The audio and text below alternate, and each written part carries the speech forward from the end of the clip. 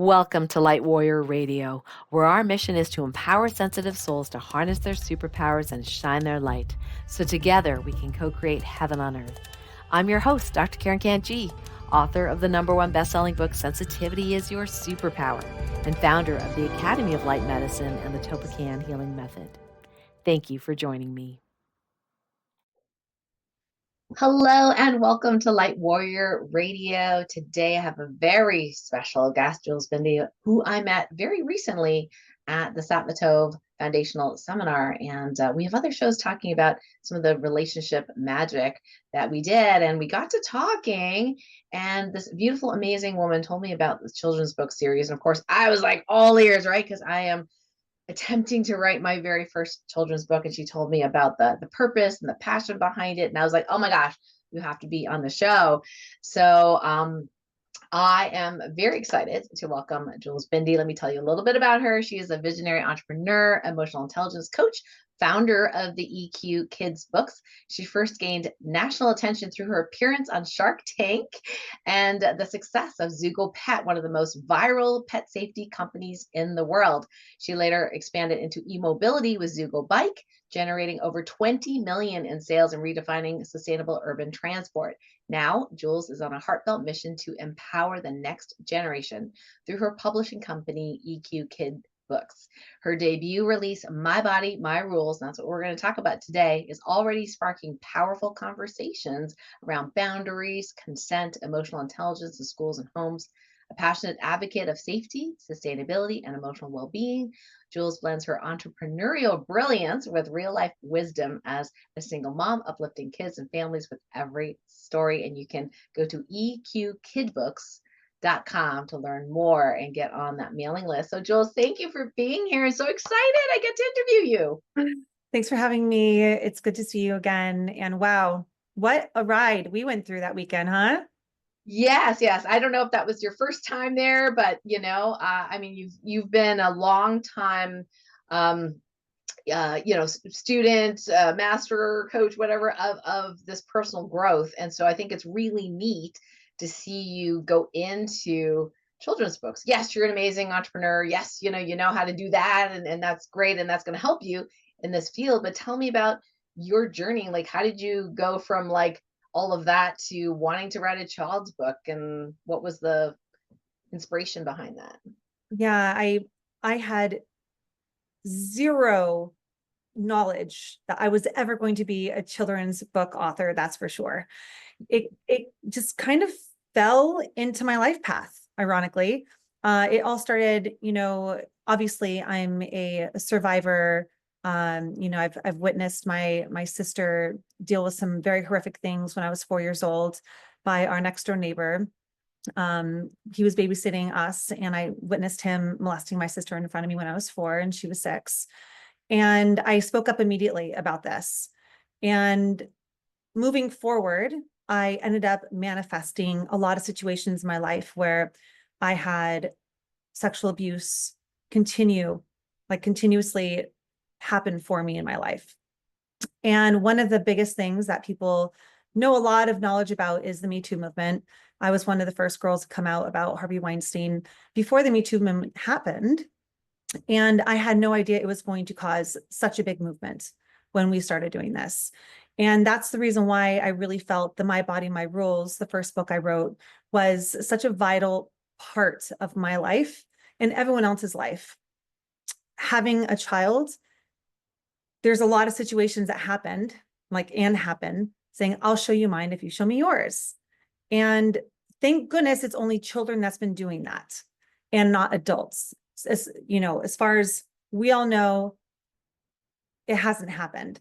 And because she's so knowledgeable about her rules and her autonomy, she understands that that's not right. These are my rules. These are my bodies. This is no, she'll go tell a safe person. So it's kind of like, it's basically what I do is I'm teaching consent before they can even say the word. So that's kind of the purpose of it. No is a full sentence, right? Yes, I love that. Even when it comes from a child. Yes. So Yes. that's the thing, is teaching them that, no means no. We don't own our kids' bodies. We're here to help them, own their voices, right? Mm. So a child who knows their body belongs to them, they grow up powerful, and respect isn't earned by age. It's modeled and mirrored. So it's kind of like that, it just, when I was a child, like my dad would tickle me all the time. And I'm like, stop it. Like he would tickle me to the point where I would literally pee on myself. And so Sage sometimes says, my daughter's name is Sage, who's 6. She sometimes says, Mom, tickle me. I'm like, okay. So tickle, tickle, tickle, tickle. And she's like, no, no, no, stop. So to me, tickling stops being funny the second they use the word stop or no. So you stop immediately. And then she's like, okay, go again. Like, so you're teaching her the practice of no, and saying no means no. And that's kind of the way I look at it. And so that's why the My Body, My Rules, the book that I have here, this is so valuable to me, because it teaches kids, it teaches kids about their autonomy, about their body, about what their rules are. And in the book, it basically tells the world and about Sage's rules. I can say no whenever I want to, and that's one of her, and no means no, and ask before touching me. It's just that a lot of us parents, we love our children. We just want to grab them and kiss their faces and just scrunch their faces up. And it's like, it's not our face. It just, Yeah. yeah. And it's also another thing is, Karen, like we say, oh, go kiss and say, hug your uncle. Hello, go hug them. Ah, And they're like, yes. I don't want to, Oh my gosh, so true. Yeah, that was my personal experience, Jules. Is Yeah. like, be nice. Go give your uncle a hug, or go give granddaddy a hug, or go sit on his lap. And I'm like, but I don't like him. Like Yeah. I didn't know how to say that, but it was just like this kind of like icky, like, do I have to, kind of thing. But I was so quiet, so obedient. I just did what I was told. And you could tell in all these photos with my grandfather on the one side, he was a photographer. All these photos, he'd be smile, smile, smile. And I would not smile. Yeah. And I have one photo that I smiled, and that's like my favorite photo. But anyway, the point is, I didn't feel like smiling. And he could not get me to smile. And come to find out later that he was philanderer and a cheat, and did all these not so nice things in Mm, business, in the family. I found out much, much later, but the kid me knew that there yeah. was something I didn't like about him. He was so charismatic, and yeah, it's so wonderful that you are bringing to light this, what this is, really common things that we say or have said to our kids or families, like grandchildren. And then you bring it to light and go, wait a second. Just because everybody says do this, do that, that our kids have their own sovereignty, their autonomy. Yeah. And we have to learn, even for ourselves, that it's not rude to say no, it's revolutionary, you know? Yes. So yeah, Yes. so let's raise kids who don't have to heal from their childhoods. Thank you. So then we So won't true. be at those expos that we went to, so it's a gift, like for you, like it's a gift if you can give a kid permission to trust their instincts. Like, no. Mm. Well, it's interesting because as parents, we want, of course, for the most part, the best for our children. So sometimes I have seen parents in my family and extended family try to control what happens to their kids. And I'll give you an example. So one of the family members, she had a young daughter who was teenage, first date kind of thing. And I happened to be there, and she was just freaking out over this first date for her daughter. And it's like, I don't, what she was beaming out, I don't trust the guy. I don't know the guy, and fear, fear, fear, fear. And I'm thinking, this is not the message I would prefer, right? So I'm Right. like, okay, I felt compelled to say something. And we were talking about angels, and we were talking about all sorts of things. And I said, that feeling in your body when something doesn't feel good, you know what that feels like? She says, oh yeah, oh yeah. And I said, and then something feels good, you know how that feels in the body? Uh-huh. I said, just curious, like, if you were on this date and if things didn't feel good, do you think you'd be willing to like stop it and just call mom and say, hey, mom, take me home. Nothing wrong with that. And she goes, yeah, okay. And I said to mom, I said, so is that okay if she calls you 5 minutes after you drop her off? She doesn't want to keep going. Are you okay with picking her up? Of course she is. But, I'm just asking her. And mom's like, oh, yeah, no problem. Right. And so she had this permission. And guess what? 15 minutes in, we get a call. She goes, I'm done. Amazing. Yeah. I was like, All you need, whoa. right. That's sometimes all you need is permission. Yeah. And Yeah. Instead of fear, you might get raped. You might do this. And then all this fear attracts that, right? I'm thinking. So if we give trust and go, hey, trust your body. What's your body telling you? Yeah. Yeah. Like we don't teach our kids to obey. We teach them to choose, Mm-hmm. and that's being what, present at, I think the body is so important, that the presence in the body of how do we choose if we're not here? If we're yeah. not listening to ourselves. Yeah. We force so much on our children, and I'm guilty of it too. I'm by far not even close to a perfect mom. Like we all slip up. We it just, I say this, like if I'm going to screw up my child, like at least I know there's great programs that can support her screaming about the trauma that I've given her in the past. But until then, I'm going to do the best I can, at least Yes. to start developing her blueprint to knowing that she's a sovereign being. She gets to make her own choices. She can say no whenever she wants, to try to figure out what peer pressure means to her. And also to support, also teaching her how not to peer pressure others in things that she does. So it's like, we're always teaching our children how to say no to other people, but it's also the opposite, saying maybe my child could be the one that says, let me see your private parts. And we don't expect it's going to be our child. We never think it's our child, but it's going to happen. And especially if someone does it to your child, they're going to learn that behavior and you may not know it. And then they're going to be teaching other children that behavior as well. So it's like a trickle effect, snowball effect, right? So. And by bringing it into the open, I think it prevents that guilt later, where many of us remember, like, the whole playing doctor, like kids like to explore, and it's not necessarily taking advantage, especially if they're like both children, right? Like, as opposed to an adult, that's doing that, and then they find out later, oh my gosh, I shouldn't have done that. And then all this guilt comes in, and they're like, what damage did I do to my cousin or whatever? Well, you were 10, no one told you anything, so you didn't know. And your cousin was 5, but we've labeled them as molesters now. Yeah. And that really bugs me, because children are innocent until you tell them they're not. It's so true. That is such a great point, for sure. Yeah, it's a thing. And we have such a big responsibility to really instill this into our children, that it's like, it's not their fault. Yeah. And they're curious. Like they're so curious. It's not a bad thing if your kid says, I'll show you mine if you show me yours. I'm not putting that down. It's going to happen eventually. They're going to get curious, but it's about making sure it's in a safe place and it's in a safe environment where they're not pushing somebody or violating that child, saying, let me touch your private parts, because that can get into a distorted area. Because like, what if the other child goes to the parent and be like, hey, so-and-so had me, touch, like they taught me how to touch my pee-pee, and they touched my pee-pee. And it's like, then all of a sudden, like, your child like, it goes to the point, and I've seen it happen with other parents.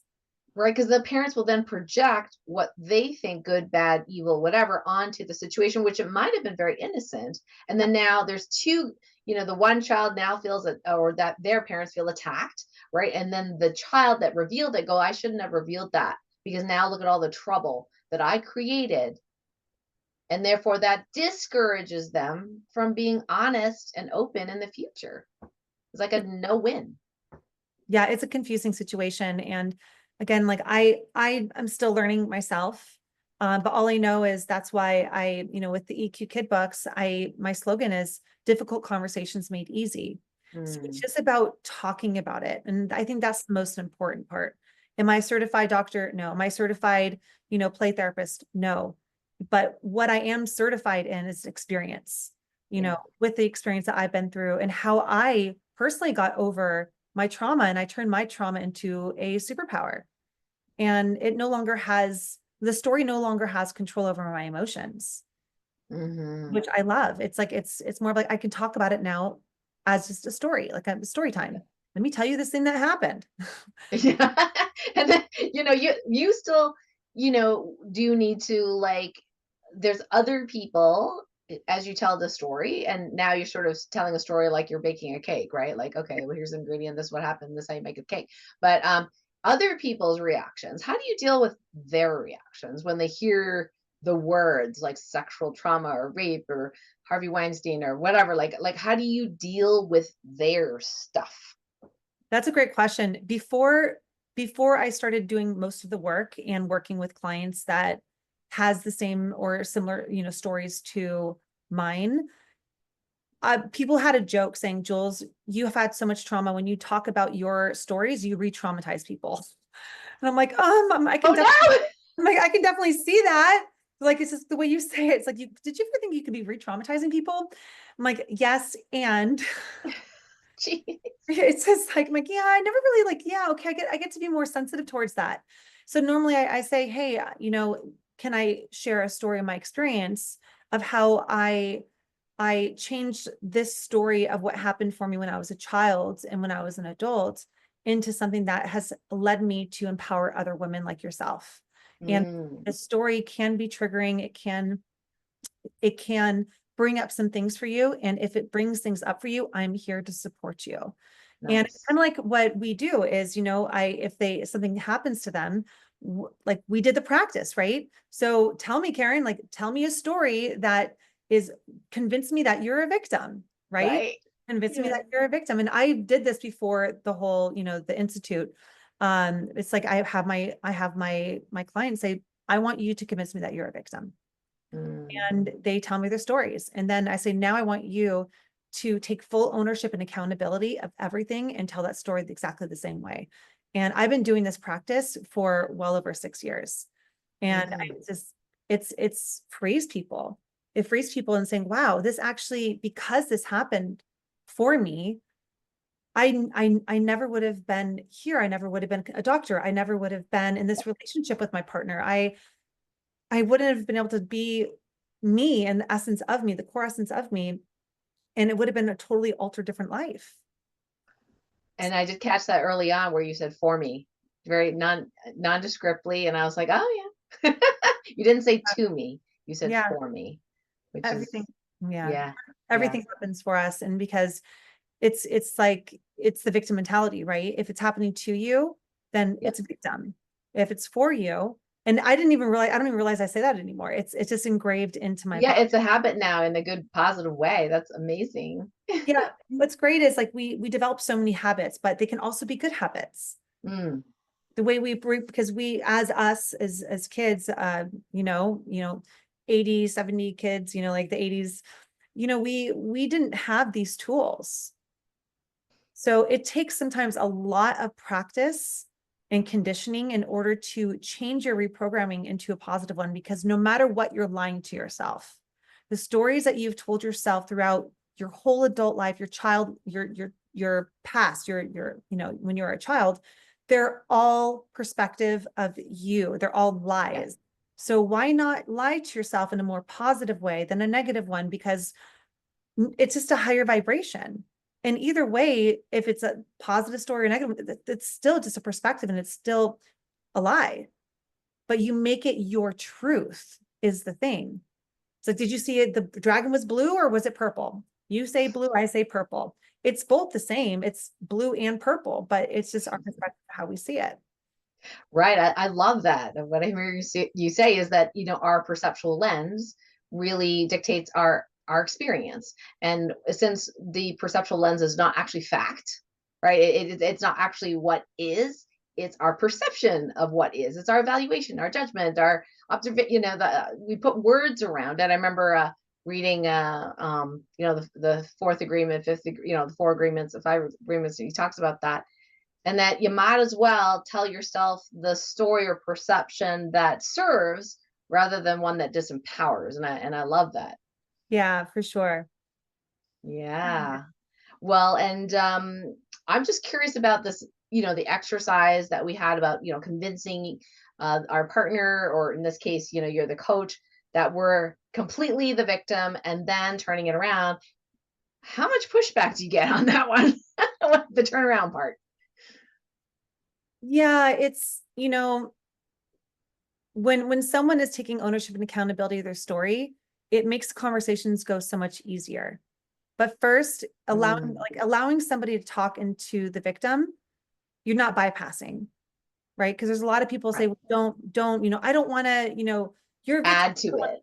Yeah, I don't want to add Yeah. to it, but they're not being heard. They're not being listened Mm. to. It's kind of like with their children, is when they're saying, Mom, I had a bad day at school. Oh, well, tell me some good things that happened. Like, Aha. it's like, no, like, honey, what happened? It's like, well, I had someone so-and-so make fun of me. I'm like, oh, so-and-so made fun of you. And again, it's the mirroring technique, right? You just get to repeat everything they said. And it's like, oh, can mommy tell you about her day? I want to tell you about some things that happened to me too. And you can pick a couple negatives, like mom stubbed her toe today. It hurt. Or, but then mom, ended up, having a great day. And so you have to model that behavior. And then, okay, well, what good happened out of that? When so-and-so made fun of you, did you get to go play with the new friend? Did you have like a different experience with that new friend that you made after that happened? So it's like you get curious and you talk into it and you speak into it. It's kind of like if you have a conflict with your partner. I always say, with my boyfriend, like, let's argue naked. So just take off, if you have something to say, take off all your clothes and then talk to me. Like, and then it's just like, we're like, I don't know, just taking off and going, and then we're just sitting there, like, and then we go on the floor, just naked. That's cute. It's like, you can't be upset at something that's naked. And you're like, you're fully naked, but you're being fully exposed to everything that you feel, like all your feelings, and is laid right out on the table. So get naked, express everything, show yourself. Mirroring technique, I'm telling you, like, as you know, like, this is such a blessing, the mirroring technique, with everybody. It is, and I noticed that right away in the book. As I was reading the book, I'm like, man, that would be really cool if my mom did that.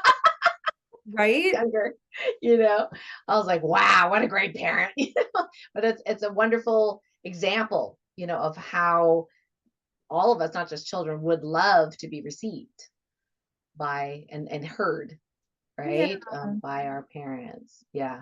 Thanks for And putting that in. yeah, and knowing mirroring technique, first pages, it's the mirroring technique Yeah. that I use. It's like literally you go right into the book, and it's the parents in my books, they really don't have opinions. They only Yes. and they'll just be like, oh, this and this and this. Oh, you want to do this? I'm like, what do you think? What do you think the rules are? Why do you think they do that? So it's, Yeah. yeah, so it's getting curious and asking questions. I've written over 13 books so far, but the only one I've released is My Body, My Rules. And I'm really super excited to release the other ones once this one is more, once this one really starts taking a hit, because, My Body, My Rules, it isn't a book. I want it to be a movement. I want to see children putting their rules around their necks and walking around with their rules. And whenever I receive a photo of a child doing what Sage does, I'm in full blown tears. It's the cutest thing, getting photos from all around the world, literally from my friends, kids, and the people who have the books, and just taking photos. Like, they have their rules around their body. That's amazing. Yeah. Yeah. I love that idea of it being not just a book, it's a movement. And I love how you have positioned the parents as that neutral reflector, and the children are the heroes of the story. Like they are the ones. And I'm learning through this course on how to write children's books, and the original way I was thinking of writing it, it was immediately quashed when I went to module 1, where she says the adults are never the ones teaching. It's always the children. Make the children the focus point, the hero. Now you can have adults in the story, but they're not the hero. And even if so and so heard from auntie so and so, that boy is now teaching the other girl the skill, these kinds of things. I was like, oh, I would have written it all wrong, had I done it my original way. And the way you've done it is like, oh, this is perfect. And what I really also love is that and this is so brilliant. You have, hopefully you can see this, guys. Okay, first of all, here's the town. Okay. I mean, I'm looking at this thing. I'm like, this is Sage's house. Oh, cool. Oh, and there's little mountains there. Oh, and there's a town. Like, I'm totally picturing this community. And then the other brilliant part. Oops. Let me see if I go like this. These are all the characters. And so if I'm reading the book, even as an adult, but as a child, I'm like, ooh, I wonder when we get to see Sebastian. Or I wonder where I get to see, oh, is Mrs. Cassie going to be talking? Like, I want to know, like, when's the next book coming out? So, because this character looks really interesting to me. You know what I mean? It's so smart. Thank you. Yeah, it's super special. And the cool thing is all these characters in the books, exception of like maybe probably 5 of them, all friends of ours. They're all people that Sage knows, or they're my closest friends, or they're my friends' kids. Wow. Yeah, it's stories about pretty much my friends in Austin and friends from Los Angeles. And it's such a beautiful way to make tribute to them. And just it's our legacy for our children. So Oh, that's beautiful. Wow, that is really yeah. beautiful. Yeah. So we are putting the link in the show notes. You can go to eqkidbooks.com to take a look at this book. And I know there's other books coming out. Like, do you have a mailing list where people can know when the other books are released in the future? I know the big push right now is really, you know, getting this viral, like some of your other things that you have that are viral. Yeah, so it's just, yeah, you can follow me at Juls Bindi. It's JULSBINDI on Instagram, or just the EQ Kid Books, or just go to eqkidbooks.com, sign up for a mailing list. We have so many things in the works. I'm gonna have dollies for all the books, like I'm manufacturing like dolls for every single character for all the books that come I out. didn't realize they were that big. That reminds me of my Holly Hobby books when I was Holly Hobby doll when I was younger, and I just loved her.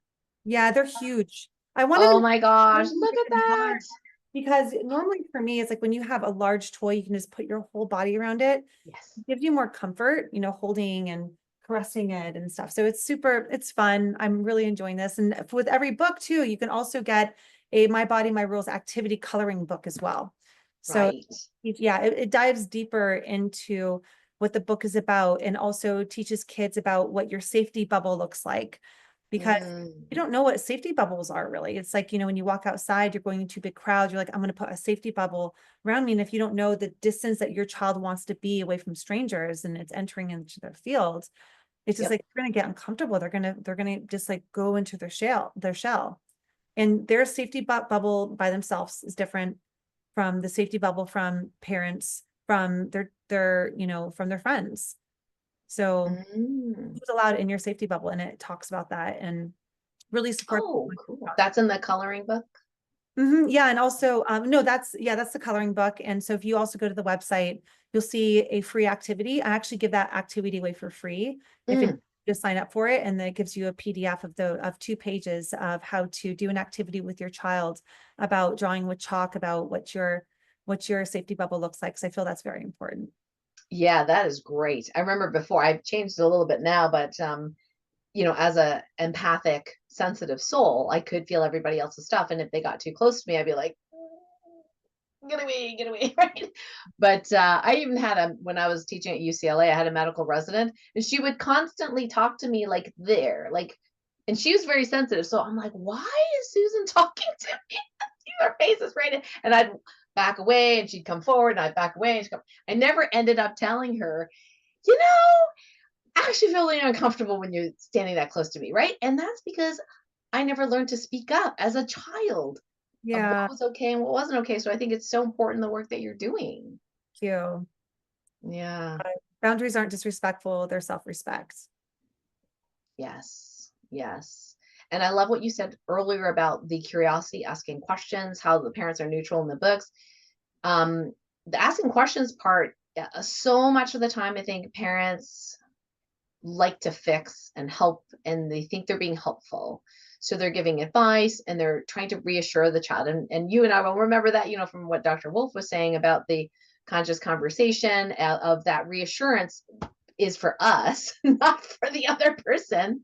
Mm. So I would have like, and we have some questions here in the chat we're going to go to in just a moment. I think a mom came in one time and she said, well, I think my daughter sees ghosts. What do I do? Like she like and like most parents, she wanted her not to be scared. She's, oh, it's okay, honey, it's not real. You don't have to be scared. Look, see, there's nothing here. And I was like, actually, let's do a different tactic. How about you ask some questions? How does it make you feel? What does she look like? What kind of clothes are they wearing? What are they saying? Are they saying anything to you? Like, get some information here, and then they can actually teach that, yeah, many are going to be clairvoyant, clairaudient, all these kind of things.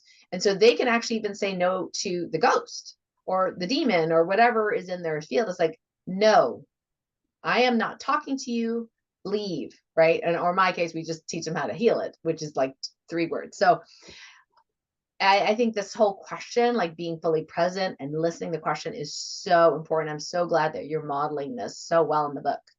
Thank you so much. Yeah, it's been such a pleasure to write these. I've been spitting them out left and right. I mean, I have all these books that I'm ready to release all of these other books, but I'm like, it's just you gotta stay focused. You gotta stay focused. Your one thing.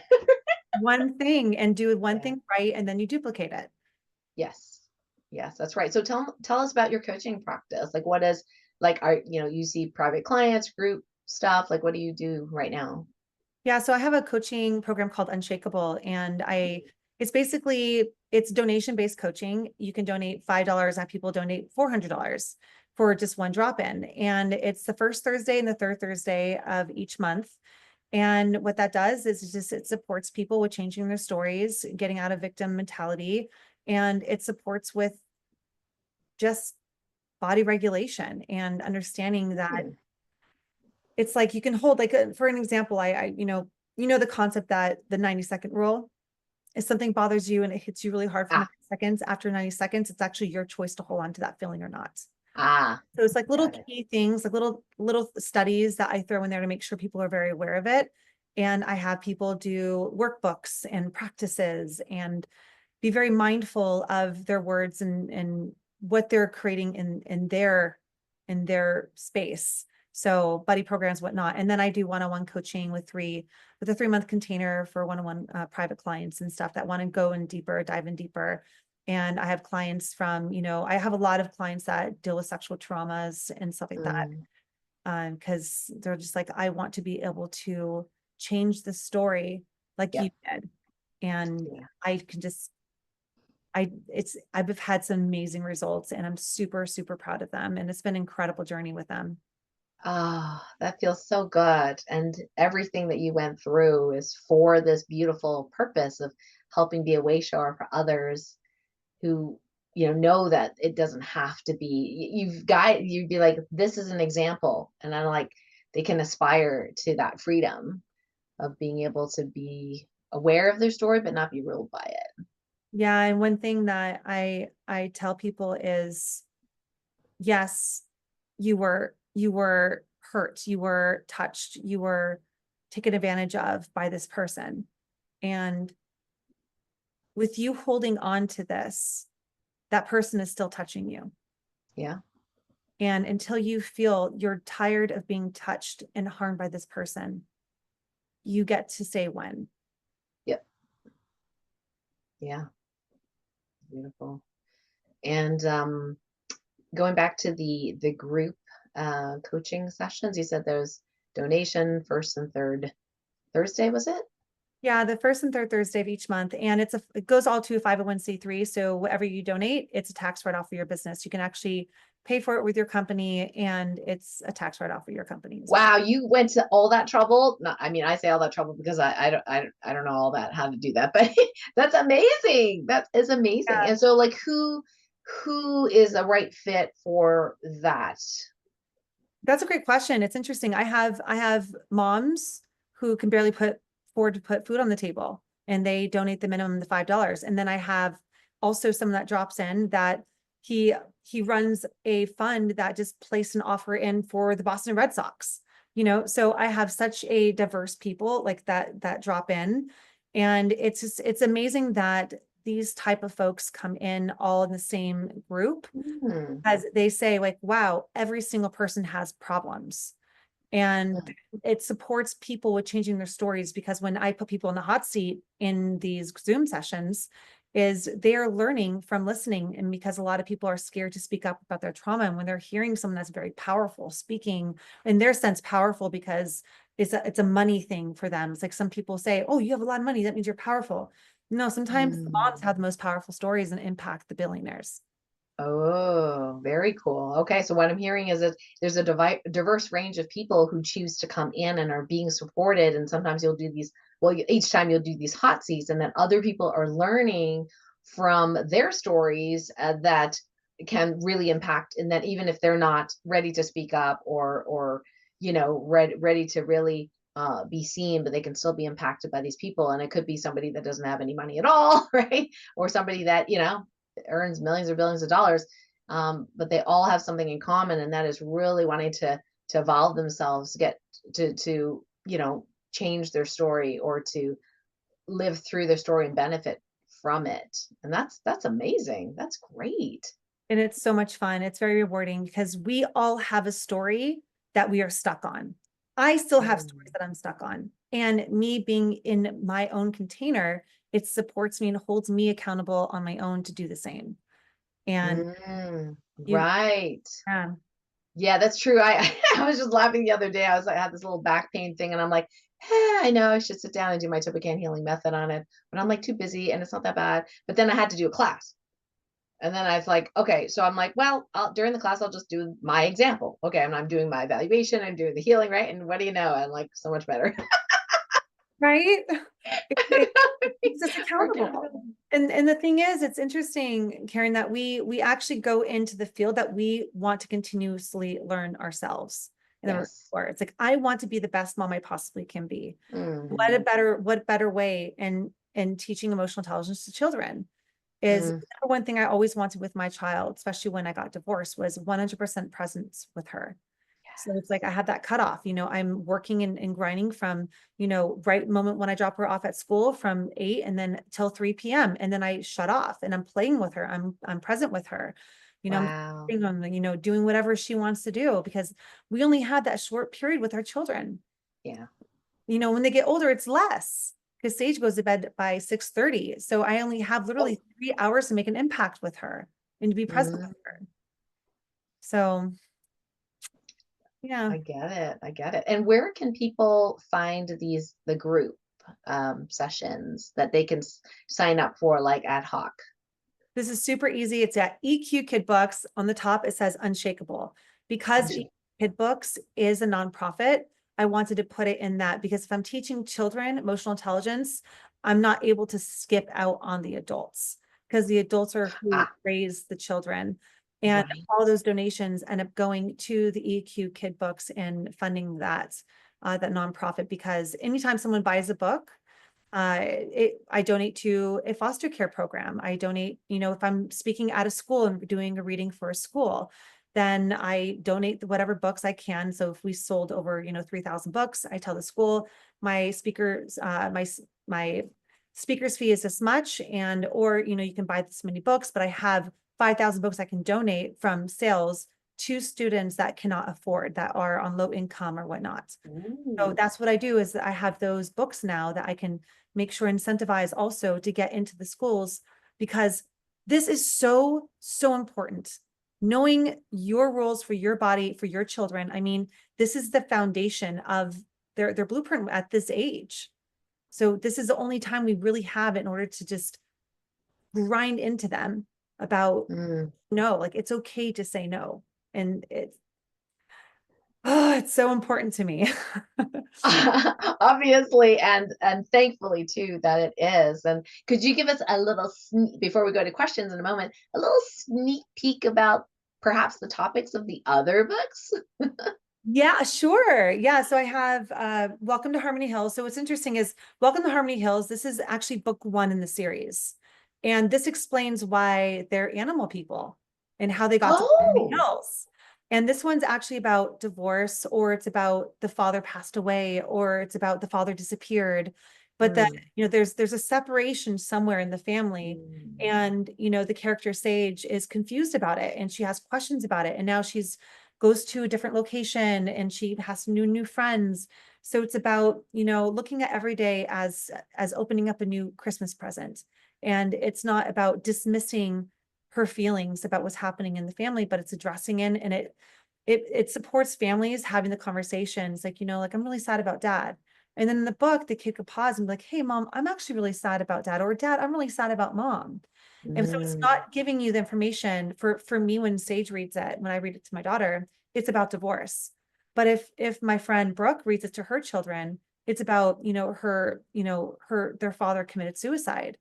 you know, Wow. so it can be opening up that conversation. So, I really do miss dad. He's no longer with us. Or the father could be in prison, or the mother could be in prison. It's like they're no longer in there. They miss that connection. And the other one, so that's book number 1. My Body, My Rules is actually book number 3 in the series, but I released that one first. Okay. The next one is Dracula Finds a Home. And this one is about this cute little dog named Dracula who has bat wings. And it's about it's about, being different and not fitting in, and being the one left behind. And it's about just being sentimental with, or being loving to animals and kind to animals, and the responsibilities it takes bringing in an animal into your life, and just a full acceptance of who you are, because we Mm. all come in different shapes, sizes, looks. And it's about owning that, because that's your superpower. And that's what that's Mm. over. And then manifest I gotta tell you, I was very curious about what was in that book, because I was like, not getting it from the title. I think Dracula? It's actually funny, because Dracula, it's like you have to invite Dracula into your home. And Dracula is actually a friend of mine's dog who passed away. Oh, And really? It's yeah, a real dog. Okay. it's actually a real dog. And she's actually a clairvoyant. Mm. And she was giving me a reading one time, and she's like, friend, I just, these books are going to be amazing. Can you just please write Dracula in one of your books? So it's kind of funny. That's how she talks, actually. That's so But- cute. So I Like drew, Fran Dresser. yeah. So every single book that I have, Dracula is actually in every single book.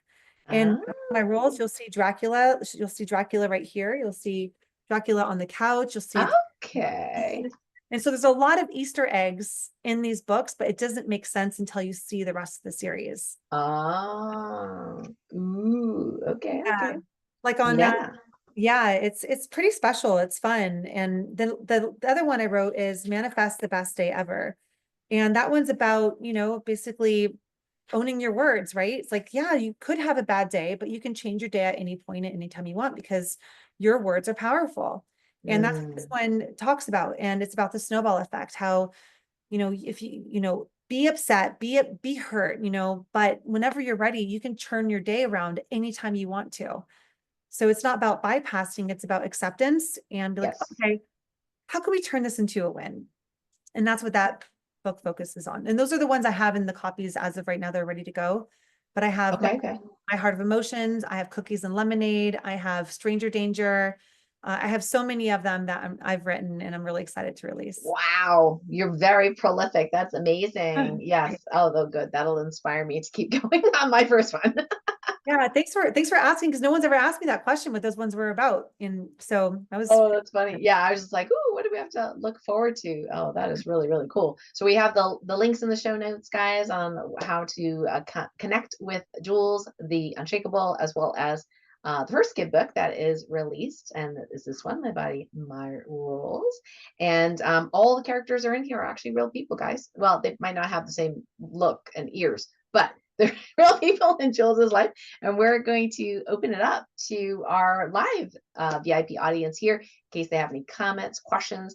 I think, Jules, pretty much I can guarantee almost everybody that I know has had some event, story, either for themselves or sibling or a friend, where there was some sort of violation of sovereignty, because we are not taught how to, you know, how to interact. And in fact, today, I don't know if Facebook's listening to me or whatever, but I was like, there was like this reel about this guy that was on the subway, and he decides he's going to stand right in front of the girl and put his pelvis right here in front of her face. And Oh, she's like, and somebody films him, and he's like, what do you think you're doing? That's my sovereignty.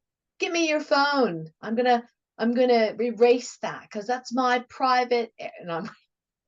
And the idea was like, you're not alone, you're not alone. And then all these other women are now filming him, and one was filming him live on Facebook Live and said where the station was and the train, and if any cops were around, it'd be really great if they were at the next stop.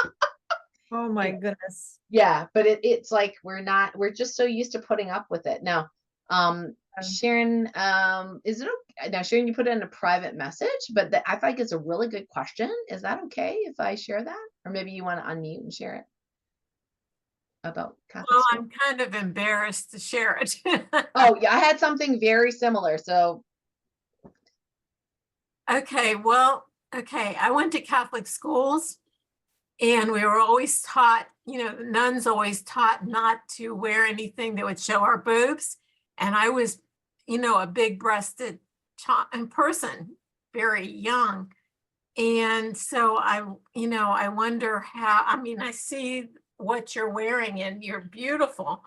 But I'm just wondering how this fits into what what you're teaching. Interesting question. Can you talk more into that? So what I'm hearing you say is, because I'm wearing a shirt that might be more revealing like this, that you feel, can you more elaborate into that? That you feel that I'm not basically doing what I'm preaching? Is that what I'm hearing you say? Yes, because what I was taught was that if you did, showed your breasts, that you were actually inviting a man to do whatever he thinks is appropriate. Interesting. Okay, so what I'm hearing you say is you were taught that if you show your breast, you're giving a man permission in order to violate you. Yes. Okay, do you feel that's the truth? Yes, I do. So you feel because I'm wearing a shirt like this, I'm inviting men to sexually assault me, to grope me, and to want to basically have sex with me. Is that what I'm hearing? Yes, I do. Okay, thank you so much for sharing your truth. And seriously, that is such a valid question, because that's the story that you've created. And that is your truth. And I totally respect your truth. And for me, that's not my truth. I've been wearing tank tops pretty much for a very, very long time. And I feel very safe. I feel very safe when I walk down the street, and I don't find men groping me or anything like that. Like, I'm in a very beautiful, loving relationship, and he actually loves how I look, and I feel confident in my body. And just because I'm wearing this, it doesn't mean that I want that attention. It's what makes me comfortable when I wear it. And I was actually in Catholic school. I went to catechism on Wednesdays, and everybody has their choices in their life. And the way I look at it is, just because I dress a certain way, it doesn't mean someone's allowed to rape me. It doesn't mean that someone's allowed to touch me. And that's exactly what I'm saying is with my body, my rules. Just because I wear a certain thing, it does not give people permission to violate me. mm, So I love that question. I think it's a very powerful question, because a lot of women are shamed, when women dress like, in a tank top, and it basically, to me, it feels, if I was not me right now, if I did have the old way of thinking, I would be saying probably right now, wow, I feel ashamed. I'm like, should I not be wearing this? Like, oh my God, am I making someone uncomfortable? I really like dressing like this, but if it makes someone else uncomfortable, maybe I shouldn't be doing this. And it's the same thing what we were saying with children, is if they come to us and say, Mom, I showed my private part to somebody, and you're like, oh my God, why'd you do that? And you're shaming that child, you're shaming that person, for being open enough to share the information with you. And for me, it's like, I love wearing clothes like this. It makes me feel beautiful and sexy and confident. But yeah, and some people, it's not for them. And that's the beautiful thing about this world, is we all have choices and we're all sovereign beings. So thank you for sharing your story. And no, I do not agree with you. I can teach all of this stuff and still be wearing the clothes that I wear and still get the message across. Yeah, that was a great, thank you, Sharon, first of all, for being so, honest and courageous in sharing this, because I think many people are thinking it in the back of their minds, whether it be personal to Jules or not personal to Jules.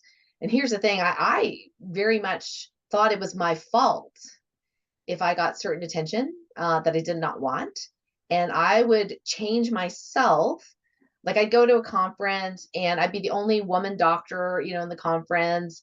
And it didn't matter how conservative I wore. I was trying to be conservative, especially if I wasn't with my husband. I would be very conservatively dressed, like not dressed like I would want to be dressed, which is really sad, I know, to me now. But still, I would get the attention that I did not want. People wanting to, like, hey, it wasn't like, it was very doctors here.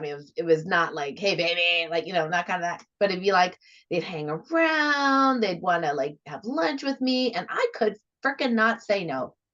Right now I can. But the point is that, so what I did to protect myself was I became very masculine in my energy. And I would be at the front of the class asking the teacher all the questions, and that would turn them off, because it'd be like two men in the room, right? And that was my protection. But now I realize, even if I did get that I could be my full divine goddess feminine self, know that I'm completely protected, know they may be attracted to me, and that's okay, right? And be able to say, oh yes, my husband thinks so too. Thank you so much for that compliment, right? Or, you're so beautiful or hot or whatever. I'm like, indeed I am. Thank you so much. I'm almost 60. I really enjoy that compliment, right? And have some humor, but not feel scared that I'm wearing the wrong thing, or that I have too much makeup or whatever. Like, now I feel so much freer just wearing what I want. It feels great. It feels great. I'm just going to pull down my shirt a little bit more like this. Like, I love my breasts. I love my body. I love everything that I've turned into, because when I was a child, I was made fun of. I had rocks thrown at me. I was beat up. I was kicked out of school. My father used to physically, verbally abuse me every single day. I didn't know if he was going to hit me, hug me, or shame me. And so it's kind of like, it's just, you don't know anyone's story. And again, that's what I'm saying, is like, when you see somebody, and if your judgment, and like Sharon, she shared so vulnerably, but can you imagine how much she's judging herself daily? So it's like, if she goes onto that, wave where she's judging other people, I just have more empathy for you. I can say, because you're listening, I have more empathy for you. Is like, all that shame that you've been given and handed to as a child, being in church constantly and being told, this is what you have to do. This is what you have to do in order for God to love you. My point of view, God will always love you. God will love you if you're kind, you're loving, you're respectful, and you're authentic. And for me, I'm one of the most authentic people that I know. And I will not change for anybody ever again, because that's what I used to do. So no more people pleasing. And I'm so happy and so excited to be living on this planet right now at this time. So couldn't be happier. Thank you. Thank you for sharing all that. It does also remind me. Thank you. I may change the clothes that I buy. Oh, Sharon, I say you call me. I'll give you all the links to all my sexy clothes. And I think you should put on a sexy red dress, lift up those breasts, and you walk around. It's like, yes, this is what God gave me, and I'm so proud to wear this. Thank you. Oh, that's so great. Thank you. Thank you, Sharon. It reminds me, and thank you again, Sharon, for putting this up, because I didn't think of it, like, in certain cultures, right? The woman, when you go to those cultures, we do as they do. I totally get that, right? I'm not going to be flaunting my American, mini skirts and boobs and whatever in the specific culture where literally it's like illegal or something, right? So Yeah, think about it. It's 90 or 100-degree Fahrenheit weather, and you're in black, and you have this thing over your face and your head, and all you see is their eyes, and they're covered long sleeve. You can't show the wrists, heaven forbid. You cannot show the knees. You cannot show the ankles. I mean, it's not comfortable. And it is the woman's fault if she gets attacked, even if she looks like that. Somewhere she might have did something, maybe winked or something, like it just feels so unfair. Like it's disempowering because it's literally saying that disempowering to men is because it's like, oh, men can't control themselves. Yep. They have no self-control. That's disempowering to our men. Karen, maybe you can remember this. It was back in the 80s. There was a trial. It was either 80s or early 90s.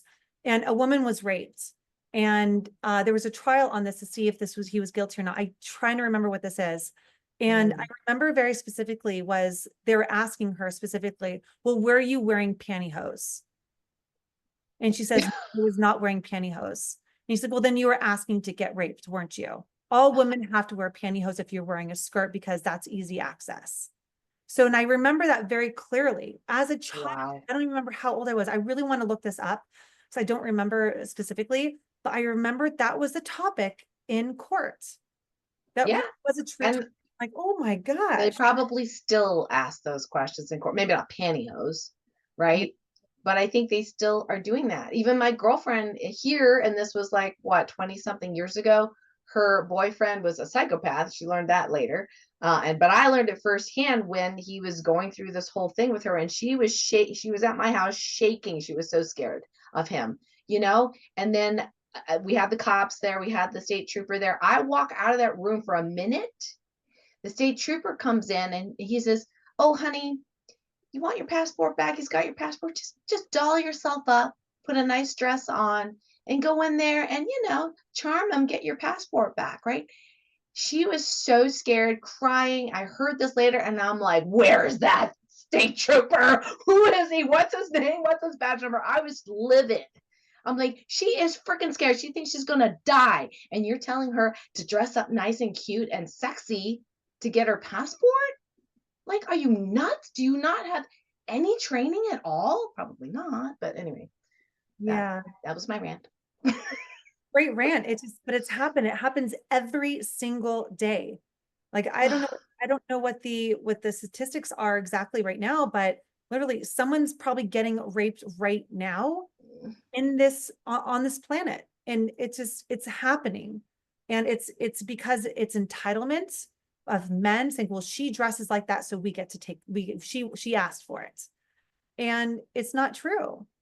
It's not true at all. It's like, with the whole Harvey Weinstein thing with me is I was just a massage therapist. I went in to give him a massage, but he took assent of saying, I get to sexually assault this woman because she gave me a massage. And he made it like it was just like, oh, this is normal. People do this. And I'm like, this is not normal. You just sexually assaulted me. Wow. So it's just like, it happens. And did I deserve that though? Because I gave him a massage, that I was hired as a massage therapist? If so, then if I'm going to go get a massage tomorrow and that guy is going to massage me tomorrow, and I get massages by men because they're really strong. Does that give me right to be like, hey, let's go have sex? Can you just massage me? So that means you want me. And that's where it's mixed up is people think that it's okay and it's not okay. Like we had a right to say no, and our no it wasn't heard. It was taken. Our sovereignty was taken and stripped away from us. And we felt shame for it. Yes. Ones that feel shame for it. Oh my God, I wish I could have done something else. I wish I did something different. But it wasn't the case. Yeah, and how many of us women, and this is not against men, okay? What we're talking about is not against men. Yes, it is. I'm totally kidding. James is like, it's because it's disempowering to men too. The culture and how we've been raised. But like, think about all the women that can't fully be themselves or shine their light. They're light, guys. If we're shaming, if we're like, oh, gotta wear this, I gotta wear that, I can't turn the guy on or whatever, we're dimming our light, and that's so sad. Yeah, there's this thing I saw on social media. I think you're going to love this one. And if you haven't seen this yet, there was some viral thing that happened with this. There is a woman speaking to a man, and he was sitting on the couch, and they have a 4-year-old girl or a 3-year-old little girl. And she says, "Hey, we're in a forest right now. I'm going to leave our little girl with a complete man stranger that you do not know, or with a bear. Who would you rather leave your baby with? A bear or a man that you don't know, a stranger?" He's like, "Can I ask questions?" And he's like, they're like, "No, you can't ask questions." "Well, is the bear trained? Like, is this a wild?" And it's like, "Well, like, do I know the guy?" Like, "No, you know nothing about the bear. You know nothing about the man. Who'd you leave it with? Who would you leave?" He's like, uh, the bear." Like, you know what I mean? It's like, and then the woman says, "This is how women feel walking to their car. If Yeah. there's a man next to their car, this is how women have to fear men walking through life, because it's like a wild bear. You don't know if that bear is going to ravage you or not."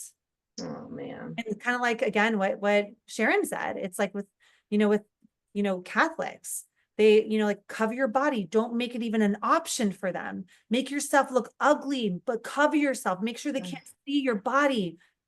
Just hide yourself. We are not meant to hide. We are meant to shine. Yeah. And men, on the other hand, or women that also, by the way, women also rape. Women also take advantage of other people. Yeah. Not just men, but it's more of a, that's just what our society talks about. And again, back to my body, my rules. Like, like, if, again, what we're talking about, Karen, is give your uncle a kiss. "No, I don't want to." So now you're going on a date with a man and you like him. Like, "Oh my God, this guy's so great. I like him. He wants to have sex with you." And you're like, "Oh my God, I don't want to embarrass him. I don't want him to think that I don't like him." He's asking. I'm like, "No, not right now." And he's like, "Come on, let's just do it." And he starts kissing you and it feels good, but you're like, "No, I just really don't want to." Say, "Oh, wait, you don't like me?" Yep. Yep. And then, Yeah, I went through that too. Yeah. yeah, and then So you common. have sex with the guy, if you do, and then you feel shame about it. And then some women say, "He raped me. I said no." And then sexual assault now is happening, or rape is happening to that individual because she said no, but she said, "He pressured me." Mm. So that's what I'm saying, is sometimes it gets distorted. Men are pressuring women. When a woman says no, it's no. Stop asking.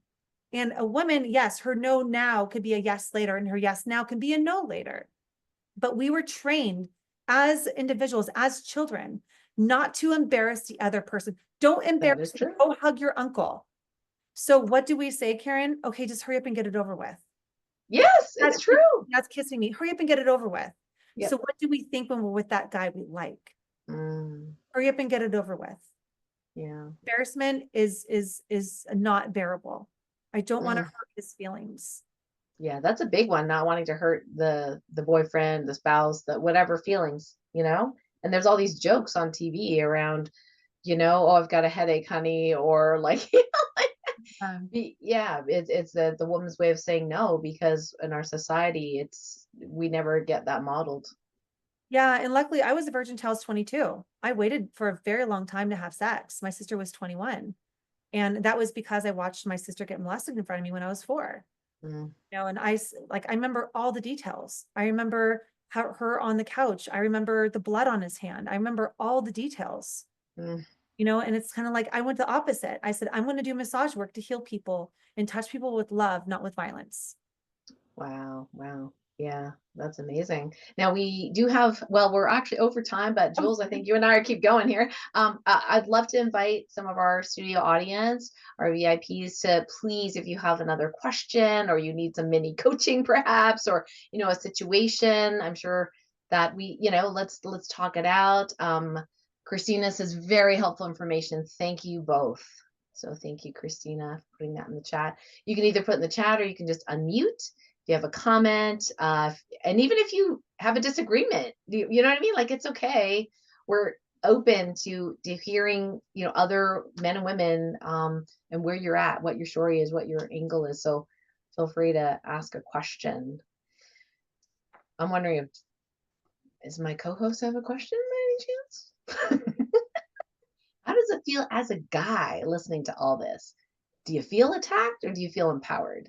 Just curious. That's a great question. Yeah, because I think we got 5 women. No, wait, including you and I, 7 women, 1 guy on this call. He's thinking. I can hear him in the other room going, Yeah, he's thinking, what am I going to say? What am I going to say? Anybody?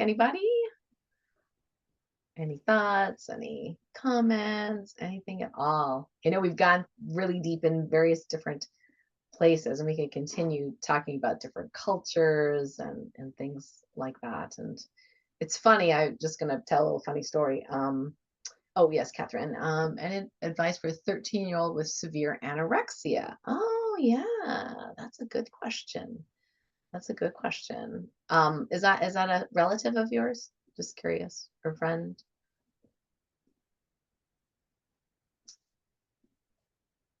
I don't know about you, Jules, but I have found in the past when I hear about various people, including bulimia, anorexia, so-called bipolar disorder, borderline personality disorder, women that are just a complete mess, go goth, whatever, I would bet money that they were abused or traumatized or sexually abused, usually sexually abused, right?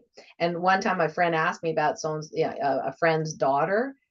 She's just in and out of psych institutes, right? And just like, it's just a mess. And the parent was trying to like help her, and she was trying to help her and asked me for advice. I said, well, my first thought was, has she been sexually abused? Because this is what I see. Yeah. And people are sexually abused. And she says, actually, yes, she was raped at age story, right? Anyway, granddaughter. Yes. I would actually like to say something about the anorexia, is anorexia it's not about the food. To me, it's about control. It's about self-worth. It's about feeling unseen or unheard. So it's like your present matters more than perfect words, So my recommendation is just stay connected, not controlling, be curious, not critical. And your child needs your heart more than ever. And they need it more than solutions. It's like maybe asking questions, what do you feel like you don't have control in your life over? And even if they push you away, stay close, keep choosing them. Even when it's the hardest days, it's like, and you're not alone. There are people who understand this, especially, and I think there's a lot of groups out there for these type of things, and there is help and recovery is possible, even when it feels like impossibly like far away, So to stay connected, ask engaging questions. What I would do, I'm thinking if I was in your shoes with my daughter, is looking like where they lost control in their life. Maybe it was loss of a parent. Maybe it was loss of a friend. Maybe they had a crush on a boy and they said no. Maybe someone made a comment somewhere early on, So I'm seeing comments, treatments and controlling, force feeding, etc. Unfortunately, they are not near me.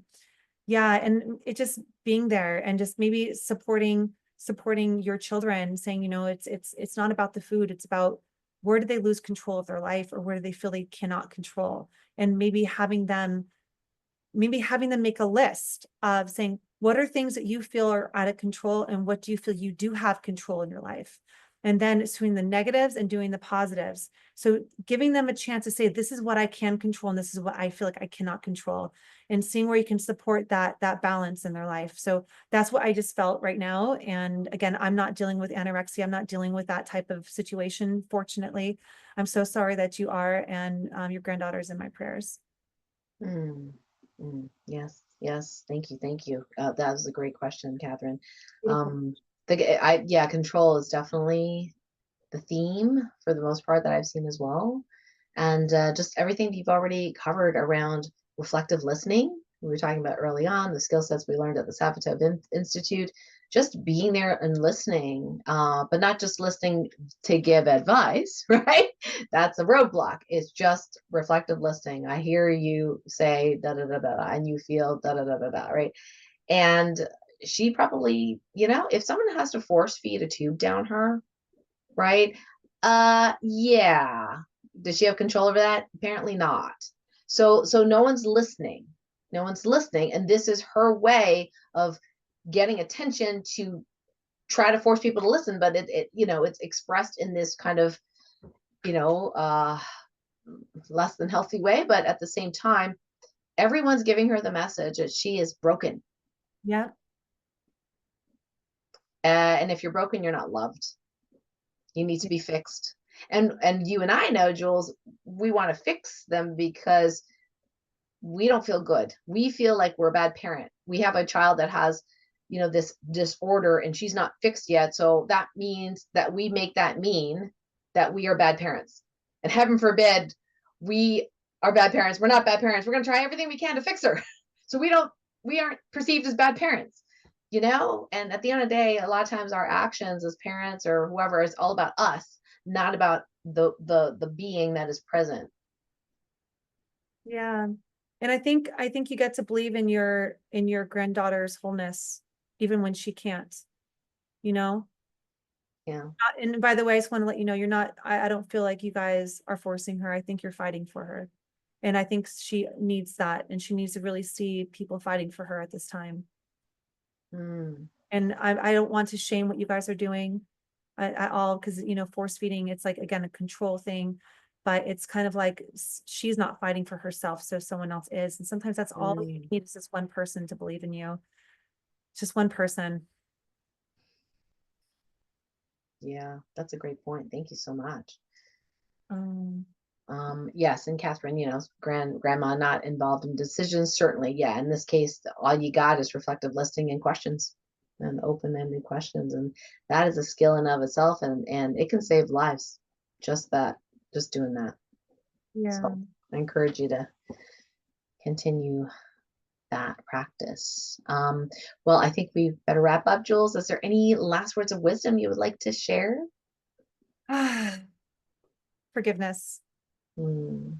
Forgiveness for not thinking that you're there for somebody, forgiveness for yourself, for everything that's happened for you, forgiveness for the person that you feel took something from you. I've forgiven and forgave every single thing that's ever happened for me in my life. And that's been the most freeing thing I can ever possibly wish on anybody, is self-love, self-respect, authenticity. And number one, to get you to where you want to be, is forgiveness. Number one. Mm. Beautiful. Thank you, Jules, for spending your time with us. And we're sending lots of love and energy and prayers so that this really spreads worldwide, a worldwide viral phenomenon like all of the other things that you've pursued. And yeah, it's a wonderful pursuit. I'm so glad to be able to support you in your beautiful mission. Yeah. My Body, My Rules. It's not just a book, it's a movement. So I Yeah. really would love everyone's support to make it so. Yes. So eqkidbooks.com. You can get it there. Remember, you can sign up for Jules's twice a month Unshakable group sessions, donation only. And then if you want to go deeper, definitely there's the one-on-one coaching option as well. So I want to thank everyone else and my co-host James for being here today, for spending your time and energy with us. And yeah, let's empower our kids and our parents and everyone worldwide. Much love. Much love. Thanks, Thank you. everyone.